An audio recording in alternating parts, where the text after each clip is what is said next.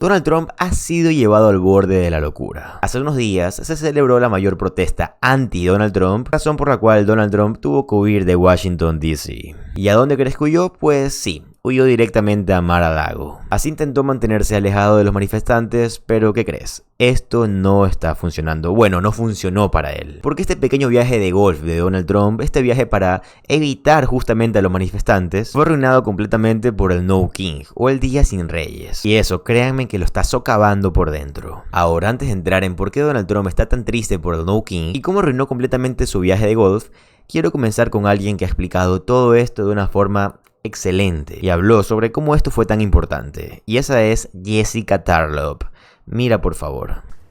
Sure, they certainly have rounded up some bad hombres, and I think if you attack a police officer, then you should be taken in and also get your due process rights. But we also know there was a ProPublica investigation that more than 170 Americans have been detained by ICE, with 20 held for more than a day without being able to contact their lawyer or a loved one.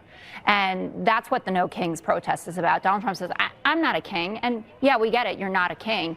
You wish you were a king, and you're running this administration as if you should have those kinds of rights. The lack of respect for the Constitution and the laws of this country are astounding. And Trump even told Kristen Welker when he was on Meet the Press a few months ago that he didn't know if he had to uphold the Constitution. And in preparation for today's show, I just wanted to go over a few of the things that people who are going to be out there on the streets peacefully protesting are upset about. Starting with the basics, signing an executive order to do away with birthright citizenship, which is literally in the Constitution, sending troops into blue cities. Oh, you mean unilaterally implementing tariffs, which Congress gets to do. I already talked about the 170 Americans who've been locked up. Cracking down on the First Amendment, detaining students for op-eds you don't like, targeting law firms, universities, reallocating funds appropriated by Congress to fund your big ICE force, firing inspectors generals that are looking into your friends like Elon Musk, making billions off of crypto scams, and your kids are running all over the world making deals. And the Trump administration has defied 1 in 3 judges that have ruled against him. And you're seeing that from judges appointed up from Reagan up to Donald Trump that are saying absolutely not, you are breaking the law in taking some of these actions. All of that is what No King's Day is about. Esto no es un movimiento autoritario que avanza lentamente. Esto es un autoritarismo instalado dentro de la Casa Blanca. Donald Trump se está encargando de quitarle completamente el poder al Congreso. Y lo está haciendo de una forma muy sencilla, pues él sabe que John Trump y también que Mike Johnson son títeres de él y que estas personas tienen mucho poder dentro del Congreso. Que son personas que prefieren hacerle caso a Donald Trump antes que defender al pueblo estadounidense. Pero Donald Trump quiere que el pueblo estadounidense le tenga tanto miedo a su proyecto autoritario que simplemente todos cedamos y que le permitamos que esto suceda. Sí, eso es lo que quiere Trump, que todos cedamos ante él, tal cual lo hizo la cadena televisiva ABC. Claro, lo hizo por un momento hasta que se dio cuenta de que el pueblo estadounidense se unió en contra de ellos, perdieron casi $4.000 millones y ABC tuvo que decirle a Donald Trump que no, que le importa más el pueblo, refiriéndose a la economía. Como lo hizo Colombia, como lo hicieron bufetes de abogados en todo el país, como lo hicieron líderes empresariales que sencillamente se arrodillaron ante Donald Trump. Entonces, Donald Trump gana si todos cedemos, si todos aceptamos lo que él dice sin juzgarlo o sencillamente sin pelear. Así que Donald Trump está tratando de instalar este sistema autoritario con miedo, con amenazas, y básicamente todo su grupo autoritario MAGA, todo este régimen, está tratando de crear miedo para que la gente no quiera ni discutirlo. Mira, por favor. Hate America rally. Hate America rally. Hate America rally. We call it the Hate America rally. The farthest left, the hardest core, the most unhinged in the Democratic Party. This will be a Soros paid-for protest where his professional protesters show up. It's all the pro-Hamas wing and the Antifa people. They're all coming out. Esto es lo que los medios MAGA, los comentaristas MAGA te quieren hacer creer. Quieren que creas que esta es una manifestación llena de odio. Quieren que creas que el hecho de que tú trates de hacer algo no sirve de nada, cuando realmente sí está surgiendo efecto. Porque créeme que esto los vuelve locos. Y lo que hace Donald Trump es encargarse de que tengas miedo. Trata de amenazarte, trata de intimidarte para que sencillamente pienses que no vas a poder hacer nada contra él. Pero esto ya no va a pasar porque la gente está saliendo en masas, la gente está saliendo a quejarse, la gente está saliendo a decir lo que realmente está pasando en el país. No se quiere quedar callada porque sabe, el pueblo sabe que si no se junta, que si no busca una solución, van a terminar cayendo y cediendo ante este dictador. Miren el clip, por favor. More than 2,000 people expected across the country protesting. I spoke with the president in the Oval Office yesterday about that. Watch. Mr. President, do you think that the government shutdown is all about this rally that's happening this weekend, the No Kings rally? No, I mean, some people say they want to delay it for the king. This is more not a than king. You know, they're referring to me as a king. I'm not a king. Right. No, but just so that Chuck Schumer could go and say, I'm fighting Trump. Yeah, well, Chuck is, at the end of the line. He's being beaten by everybody that they poll against. I don't think it matters to him. I think he's just so dead that he'll do anything. They made one mistake. They didn't realize that gives me the right to cut programs that Republicans never wanted. Giveaways, welfare programs, etc. And we're doing that, and we're cutting them permanently. We're cutting a $20 billion project that Schumer fought for 15 years to get, and I'm cutting the project. Donald Trump quería pasar el día en Mar-a-Lago. Luego quería ir a jugar golf. No quería que nadie lo molestara. Pero esto no es lo que está ocurriendo. Porque en el sur de Florida, en una zona conservadora alrededor de Donald Trump, hay protestas en cada parte, en cada pueblo, en cada ciudad. No importa en qué parte de Estados Unidos estés. El 18 de octubre hubo una protesta en cada parte. Yo espero que ustedes hayan podido observar cómo el pueblo se juntó para demostrar su descontento hacia Donald Trump y hacia todo este autoritarismo implantado en el país. These likely massive protests tomorrow are coming at a time of pronounced weakness for him and his administration. And I think the mainstream media doesn't always talk about this. I think one of Trump's great geniuses, one of the things he's actually truly great at, is getting the media to cover things he wants them to cover. Even if he can't always get the kinds of coverage that he wants, he can almost always get the topics covered that he wants. And so because of that, I think some of the ways in which he is at a profound moment of weakness in his presidency have just kind of slipped by and not made the headlines.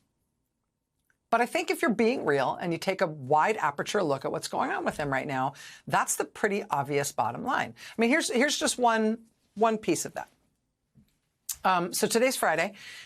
Usually every Thursday, we get the jobs numbers, right? We get the jobless claims data. That usually happens every Thursday. On the first Friday of every month, we're supposed to get the data on the number of new jobs created in unemployment. We're not getting that now, apparently because of the government shutdown. The first Friday after the shutdown started, they reportedly had that jobs report ready to go and they could have released it, but they didn't for some reason. That's not exactly a sign of strength. Private sector job indicators around the same time, payroll data and stuff, indicated that the jobs numbers right at the start of the shutdown might actually be horrific numbers. And so who knows, maybe that influenced Trump's decision about not allowing that data to be released, even though they had it right at the start of the shutdown. We'll never know, right? Before the shutdown, Trump fired the head of the Bureau of Labor Statistics when the jobs numbers started looking really bad. Well, now Trump has quietly withdrawn the nomination of the guy he picked to replace the head of the Bureau of Labor Statistics. He's withdrawn that nomination and nobody new has been named for that job. Trump has also quietly just withdrawn his nomination for the person he wanted to put in charge of veterans benefits at the VA. That nomination has been pulled as well. Trump has also quietly just withdrawn his nominee for a senior oversight position at HUYE. That nomination's been pulled as well. Trump has quietly just withdrawn his nomination for the person he wanted to be ambassador to Serbia. That's gone now, too. Trump has quietly just withdrawn his nomination to lead the CFTC, the Commodity Futures Trading Commission. That nominee then posted online about Trump donors telling him to, quote, rectify, meaning spike, a CFTC case against them, against the Trump donors. He says he refused to do that, and he says that's why his nomination was pulled. Trump's deputy White House chief of staff just quit and left. The chief of staff to Attorney General Pam Bondi just quit and left. They just removed the 25-year-old Fox News producer. They put in charge of the commission that's supposed to run the America's 250th birthday celebration. How come all these people are being pulled? How come all these nominations, controversial for one reason or another, are all just being yanked? Can't stand the bad press? Can no longer take it, political capital-wise, to have unpopular or problematic nominees pushed through the news cycle? You don't feel strong enough to bear that brunt anymore the way you used to? Today, this was a large protest on the lawn at the main campus quad at the University of Virginia.